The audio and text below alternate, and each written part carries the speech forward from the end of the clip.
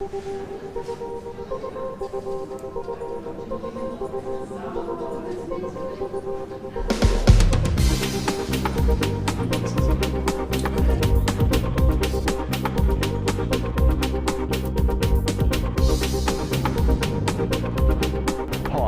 I'm Ross Kilborn from Yachting Australia, and we're at Sandringham Yacht Club to talk to the club's CEO, Richard Hewitt, about what this club's doing to increase participation and membership. Richard, how important is membership retention and attraction of new sailors to Sandringham Yacht Club? Membership is the lifeblood of the club. So as a member-based organisation, our number one mission in life is to keep members happy and on an annual basis encourage them to renew their membership. So from that perspective, the number one priority for us is membership and keeping members happy. And as over time, as the membership has aged, there is a need to regenerate the membership. So, and given our core activity is sailing, we need to get people into boats to discover sailing. So attracting new sailors is strategically right up there with keeping members happy. So the two are inextricably linked, and that is our major focus. So Richard, the Gamber Report in 2012 gave lots of valuable insights into how Australians perceived sailing and clubs. How useful was that to Sandringham Yacht Club? So the Gamber Report in a document was a reality check for us and for other clubs, and it told us and told committee what they needed to hear, and it was stuff that they didn't necessarily want to hear but needed to hear. It told us that, you know, the public perception of yacht clubs and sailing is they're exclusive, they're inaccessible, they're unaffordable, they're intimidating, and you know, it's a time-consuming sport, and we're quite poor at communicating how you get into the sport. So you roll all those together and you know, it was a real wake-up call, and the way it was presented was well documented and articulated. But one, it presented the issues, but then it gave us the solution, and the solution was this Discover Sailing vehicle. You know, we read it and we thought we were doing the right things, but it gave us a pathway to implement additional things, and the Discover Sailing mechanism was, and the vehicle was absolutely the number one thing that we got out of it. And you know, it gave us some guidelines. It told us to be far more welcoming. You know, pull down the members only signs and put up a big welcome sign. You know, and that as a first impression for someone that is walking into your club for the first time just makes all the difference. And then be very good at communicating to people how they do get into the sport. So whether that's having brochures available, you know, at the front desk, having a good website that communicates the different course offerings, the price, what they actually will learn in the course, the competencies that they will hopefully achieve. So to do all of that well, and to have highly visible boards, pathways, if you like, that show people how they can enter the sport no matter what age or skill level. So, you know, it's all about communicating your offer well, and with this great colourful brand of Discover Sailing. So the Gamber Report we found very useful. Whilst internally we think we're going okay, this is a wake-up call. We need to be a lot better. So it was good from that perspective. Richard, you first worked at this club about 15 years ago, and you've been CEO for most of the last 10 years. What are the differences that you've seen in the participation in sailing in that time frame? The trends that we are seeing here at Sandringham is there is, in terms of competitive sailing, there's less. We've plateaued, or there's a little bit less. In terms of the social sailing, it's on the increase. So things like what we call our Wednesday wonders, so the Twilight Pursuit race, are not quite as competitive. They're nearly our biggest fleets now. You know, the Thursday Twilight sailing, where members can bring guests and stuff, again, just going like that. The Saturdays have plateaued, So the major shift there is there's a bit more of a social focus, but the competitive stuff is still obviously important. In terms of participation, we're fortunate here in that our facilities, we're at 100% occupancy, so we're actually insisting that members do participate. So we've introduced a member participation scheme. So to actually keep your vessels here, you need to participate at an acceptable level.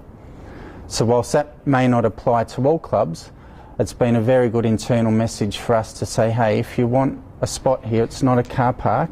You know, we want a club that is vibrant and active, and so therefore we want people participating. So there's been a little bit of a shift there. And the other thing to point out would be we're seeing that members are embracing their families more and bringing them down. So 5 or 6 years ago we introduced a family membership, which is not a new idea, but that's been a big growth area for us. So the spin-off there is the kids in the off the beach community or in our academy courses, dad or mum and dad out on the water in the keel boats or in the cruising activities, so, and then having the social activities to bring it all together. So I mean, there's been a shift there as well.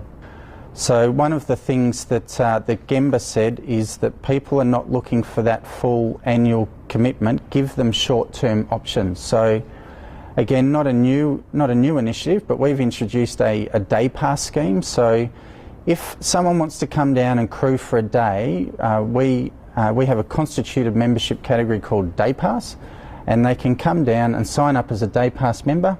They pay $15 and they get to experience sailing for $15, and they can do that up to a maximum of 12 times.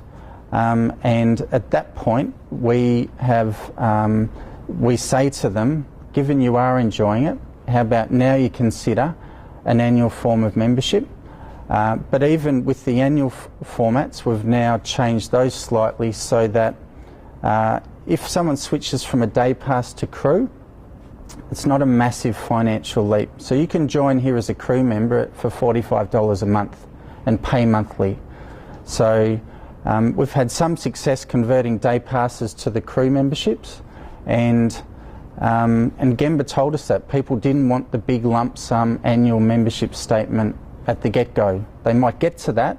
So in the last year, we've put through 500 unique individuals through the day pass scheme, and they've sailed anywhere between 1 to 12 times. So obviously our mission now is to get those people and try and convert them in due course to annual memberships. And the other thing which has worked well is anything they paid in the day pass scheme, we reduce off the annual joining fee. So, and where the crew scheme's concerned, it completely nullifies it. So it's worked well. So we'll continue with that. Very good. Only in recent months we offer an online crew scheme. So people looking for crew can register online, log in all their details, their level of skill, what courses they've done. That's all listed online, and then the skippers equally can do the same. So if they're looking for crew, they list what they're looking for, and we try and marry the two.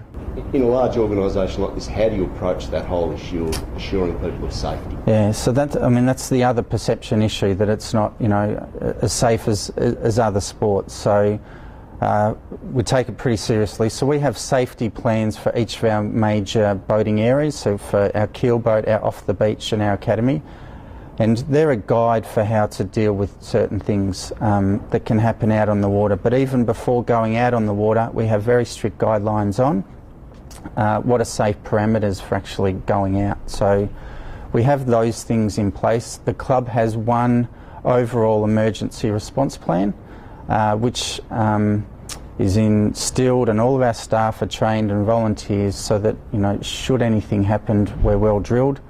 We share that with the local emergency service providers, and they've come down and critiqued it, etc. So with those things in place, if you add to that, the boats are obviously in good condition and well maintained. All of the staff are Yachting Australia qualified instructors, and as part of that, they obviously have their training and understand the parameters. They all have their first aid tickets, etc. So a combination of all of the above, but most of all common sense, holds us in good stead. So again, communicating that to the parents when they drop kids off and stuff is really important. So Richard, Sandringham's always conducted great community open days, and now they're called Discover Sailing Days. Tell us a little bit about how they've worked for the club. So in the last year or so, we've run these Discover Sailing Days. Prior to that, they had a number of different names, but now under the Discover Sailing Day format, we advertise to the local community on billboards, signs, in the paper, through leaflet drops and all of that. We advertise that they can come down and experience and have a yacht club experience.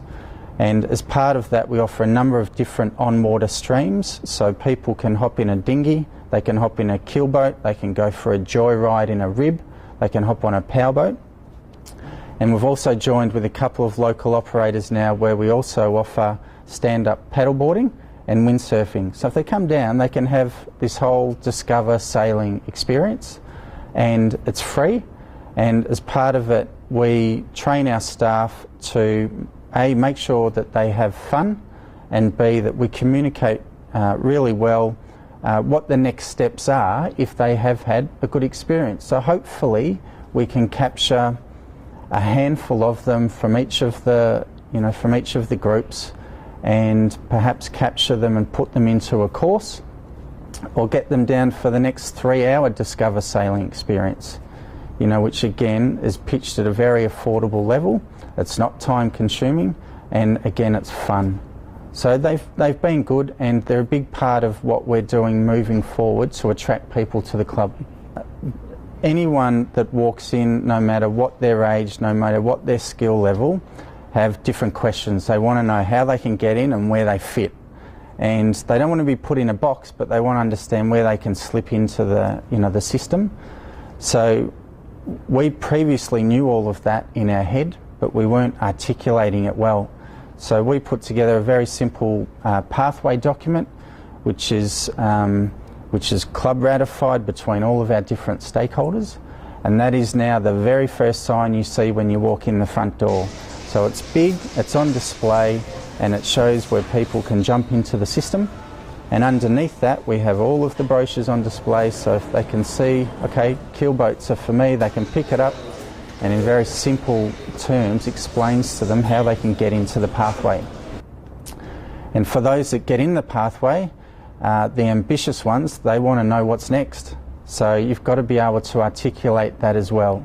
So not only the competencies and what they'll be learning and the skill level, but they want to know the costs, they want to know what equipment they'll need, all those questions. So the pathway's been really good in helping us communicate that, and it's been really good to keep staff and committee in line so that they're also saying the same thing, which is good.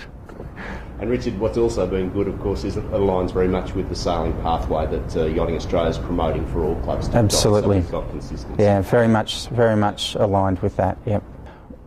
When we read the Gamber Report and we saw the recommendation, and we then saw the branding rolled out, we loved the look of it. It was colourful, it looked fun. There was some fantastic support materials, everything from the website to all the stuff that comes with it, the teardrops, the flags, the staff uniforms, the branding, all of that. For us, it was ready to go and easy to implement. So we became a Discover Sailing Centre, and then we got all of our staff properly aligned and trained so that they could communicate, they understood the offer. And now it is our main vehicle for running sailing experiences. So this summer we'll run 3 major days.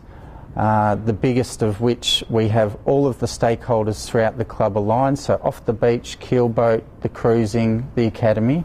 So everyone's in sync, and the club is completely geared on that day to opening up the club and trying to get people into boats. So it's unified the club in that perspective, so it's been really good.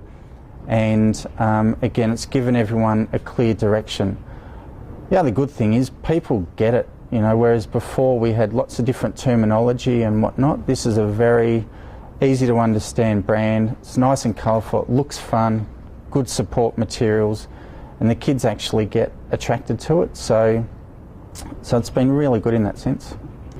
Again, we were told that people didn't want to spend an entire day down at the club, and they didn't want to spend $300 or $400 on a 2-day course, etc. So the Discover Sailing 3-hour experience has found a little niche to get people down for 3 hours. They get the briefing, they get to jump in the boat, and they actually get to sample the sport in a quick, easy format. So we do it in the dinghies and the keel boats, and it's very popular, and the instructors enjoy it. And at the back end of it, we explain to them the next steps, we give them the pathway and all of that. So it's been really good. We, the offer before was too long. Now this short little punchy format has found a good little niche. And you were also one of the first clubs to get on board with the TACAs program. How's that working for you? Yeah, so TACAs has been terrific. So we saw, we all knew what the other successful sports were doing. All of our kids were in the system, the Milo cricket, Auskick. I mean, they're probably the benchmarks, I guess. So TACAs again gave sailing that entry point branding for kids, and I know that my kids went through it, and they attached the name to the sport. Again, it provided colour, a brand. Kids walked away from the experience, with water bottles, with T-shirts, and the colourful sails, and it was, again, everything was packaged up for us, ready to implement, easy to adopt, and again provided that framework for us just to implement it and get on with it. So it was really good. Nowadays we only put TACAs 3 graduates into Green Fleet, whereas before we'd put anyone. So you may have a Green Fleet previously with a kid that's at that level and another kid that's at that level, and it's quite hard obviously when you've got a big mixed bunch. So now we're trying to get them all coming out of TACAs 3 and into the Green Fleet, and it's a much better experience for the kids. The feedback from the families has been far better, so in that sense it's worked really well. We've found that of the groups that come to us, 80% or thereabouts are from non-sailing family backgrounds, so it's a big stat. So in that sense it is diversifying, it is bringing people into the sport that were not previously involved in the sport, so something's working well there. So the TACAs and the Discover Sailing's been good to attract people from non-sailing backgrounds into the sport, so that's been good in that sense as well. The majority of our instructors here at the club are first and foremost young members or intermediate members. So that's the first one. It keeps them in the system and they feel like they're giving back. They're not volunteering necessarily, but they feel like they're giving back the skills they've learnt at the club. So to complement that, we try and do other things for the younger members so that they engage with the club, and they're all the basic offerings. So things like young member nights, intermediate committees.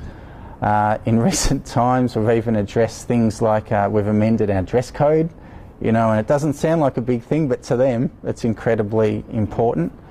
And then just enabling them to communicate, nowadays with Facebook and all of that, they're not interested in the magazines and the newsletters, it's the social media. So and the other thing that's been really good is we've given our younger members access to club boats for things like twilight and match racing, so they can access the boats, there's no money involved, and so they feel like they're getting really good value, they feel like they're giving back, and they're engaging with the club. In terms of our demographic, so we have 2,500 members, and currently the male-female split's about 77% male, 23% female. But as I said before, the shift now is more towards the family. So whether the wife or the partner is joining as an associate or vice versa, we are seeing a little bit of a shift there, and we've got a number of women in sailing initiatives that are going on concurrently. But the good thing about tackers and the Discover Sailing, once we get them to the off the beach community, it is all about the families. So the parents get engaged, whether they're helping out with race management, whether they're helping out in the canteen, it doesn't matter, but it's pretty much mandatory that the parents are hands-on. And our off the beach community do a brilliant job at engaging the families. So the kids have fun, the parents are involved, they're out on the water, then we back it up with some good land-based activities. So the formula seems to be working well, so we'll stick with it.